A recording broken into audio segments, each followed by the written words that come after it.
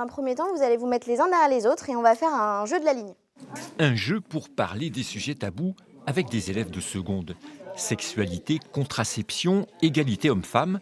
Le principe de l'exercice, réagir sur des thèmes et susciter un débat. Les filles ont besoin d'être amoureuses pour avoir des relations sexuelles. D'accord là-bas, pas d'accord ici. Les élèves doivent prendre position. À droite les pour, à gauche les contre. La parole se libère. Pourquoi les filles elles seraient obligées Exactement. d'aimer alors que le garçon il a le droit de pas l'aimer et voilà quoi. C'est ça. Quand c'est la fille qui le fait, c'est mal vu. Quand c'est le garçon, c'est un champion. Et Voilà, tout. c'est ça. Ouais. Donc en fait c'est plus, ils ont le droit d'avoir des coups d'un soir quoi s'ils veulent. Enfin, par exemple chez nous, on n'ira pas forcément en parler alors que là, grâce à ces animations, on peut parler de tout librement en fait. Et ça nous aide aussi à comprendre que nous sommes tous différents et pas avec les mêmes sujets, les mêmes. Est-ce que c'est facile d'en parler? Non, c'est pas trop facile des fois. Même principe, je vous propose de vous mettre entre vous pour en discuter, les pas d'accord? Des séances animées par le planning familial des Deux-Sèvres. Aller à la rencontre des jeunes, les informer, une de leurs missions. L'association est régulièrement sollicitée par les établissements scolaires. On fait souvent appel à nous en fait, sur toutes ces questions-là, que ce soit pour aborder la contraception, les IST, le VIH, les stéréotypes de genre. On est vraiment les premiers sollicités en général sur ces questions-là pour notre expertise et nos techniques d'animation. Apparu dans les années 60, le planning familial lutte pour la liberté des femmes à décider de leur grossesse et éviter les avortements clandestins. Les militantes font face alors à une vive opposition politique et religieuse. La contraception reste interdite jusqu'en 1967 et l'avortement en 1975. 2 dates clés dans l'histoire du mouvement.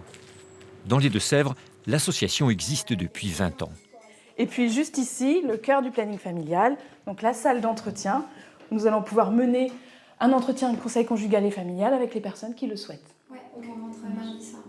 Cécile Malfray, militante de la première heure, a vu les combats du mouvement s'étendre.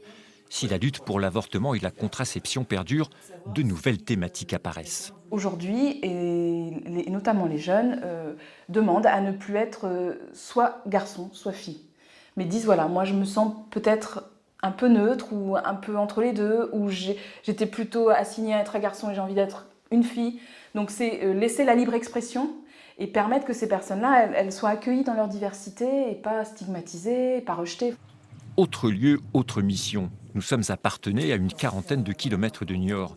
Marie Mazoudou, animatrice au planning familial des Deux-Sèvres, intervient auprès des formateurs pour jeunes en milieu rural.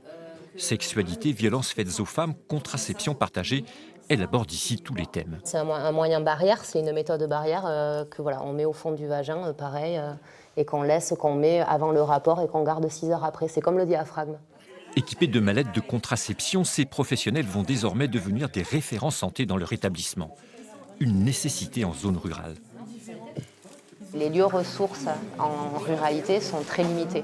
Donc en fait, d'avoir des personnes de référence sur place à qui on peut commencer à aborder ces questions de sexualité, de relations, de violence, de contraception, d'IVG, ça permet qu'ils aient une première personne repérée pour pouvoir parler de ça.